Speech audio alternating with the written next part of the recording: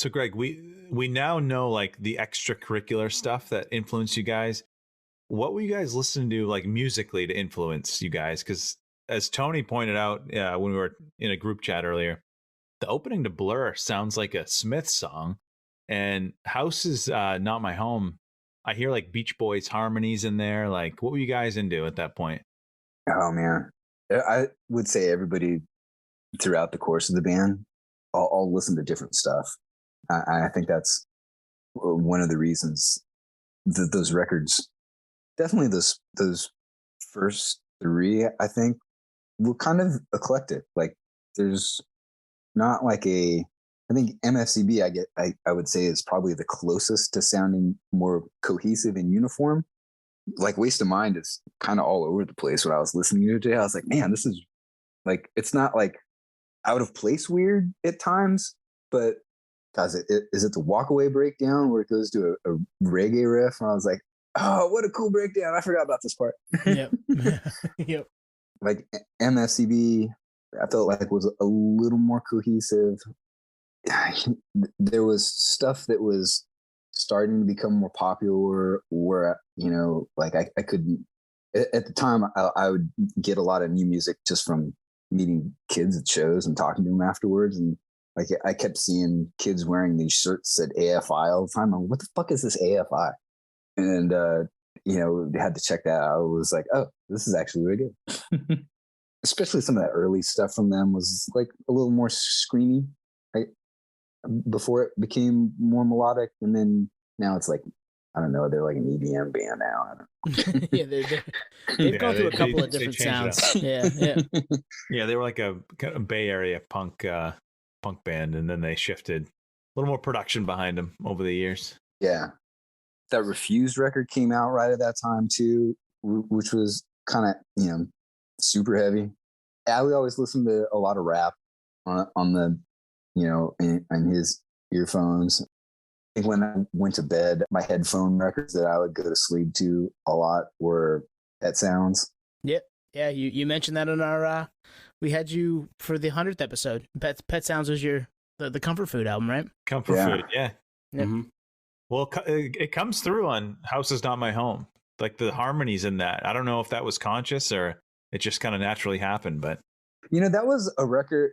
So like some of the songs on the record when I was listening to it today, and I wasn't necessarily sure if I remembered everything and how the song went, but I could remember some of the fights vividly. And fighting about songs, I was like, oh fuck. House Is Not My Home came on. I was like, oh fuck. And there was a lot of fights about that song. And like hearing it today, I was like, this is a really good song. Why did we fight over this so much? I thought it was nice. It was refreshing to hear that song again today. And the other one that all the bad memories are rushing back right now was Let It Ride.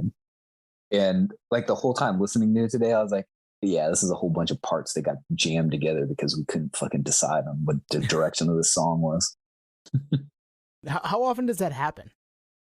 The remembering of the fights, or like the jamming parts together. Yeah. Sometimes you jam parts together and it works. And sometimes it's very obvious that you like, maybe this was 2 or 3 separate songs and they just stuck them together and called it a day. Yeah. I don't know. I guess it depends on the record and the time and whose vision it was. And if someone can get everybody on board with that vision. Mm-hmm. Even like Hello Tomorrow, I brought that in. I didn't write lyrics for very many of our songs, but that was one I had written lyrics for. And I played it for the guys and everybody wanted to take the shuffle out of the song. I was like, no, that's not how I wrote it. Stop.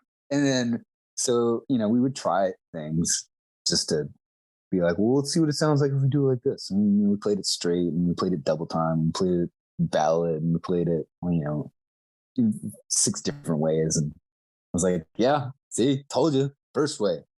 And then before everybody was finally like, all right.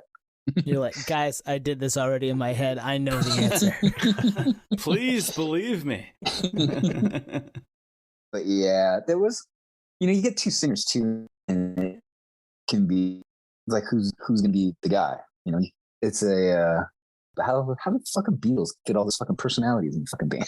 Right. Yeah. You have 4 stars. Yep. So Greg, do you, I think Tony kind of alluded to this earlier. Do you think about who's going to sing over certain parts when you guys are writing? At that time in the band, it was almost set in stone that Ali would do verses and Justin would do choruses. Mm-hmm. Almost, I mean, I have to go back and listen to those first 2 records to see if that doesn't happen on some things. There's some songs that maybe Justin sings the first half of the verse or the second half of the verse or like a pre-chorus, but then Ali's usually is usually the verse. And then I'm trying to think of one where he was just trying to find a place for him.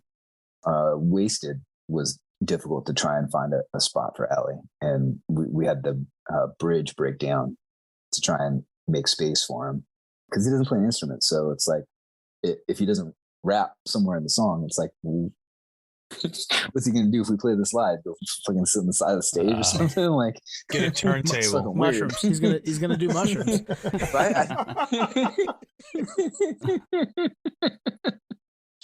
Yeah.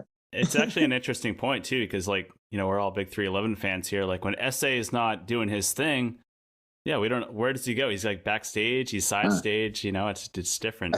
I think that's why he does turntables. Yeah, exactly, on sound system especially. Nate, that's why I said it. I thought of them. Yeah. Turntables. Yeah.